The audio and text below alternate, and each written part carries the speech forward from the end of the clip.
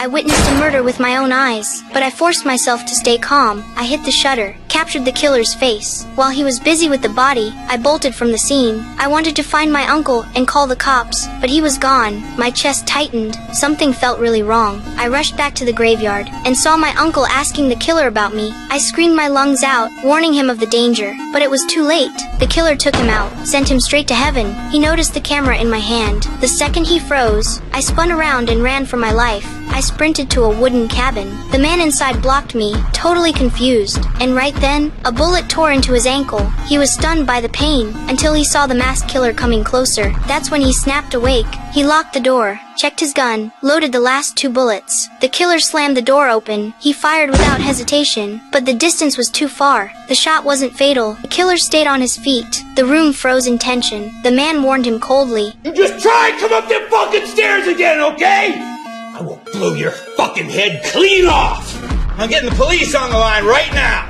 The killer hesitated, looked like he might back off, but when the man grabbed the phone, he realized the line was dead. The killer sneered, said he'd leave if they just handed me over. The man looked at me, his eyes firm. Maybe he remembered his son, who died just days ago. He swore he'd protect me, then told me to grab the first aid kit, asked me to bring spare light bulbs, a towel, and some water. He wrapped the bulb in a towel, smashed it, and to my shock, he scattered the shards all over the stairs. What's the water for? Drinking.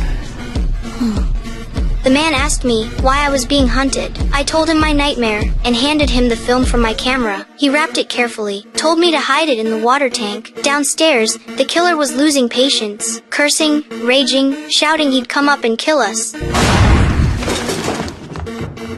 Just then, a patrolling cop heard the gunshots. Eager for credit, he didn't call for backup, came alone. He quickly found the cabin, but the killer stayed calm, put on his mask, got ready for the fight.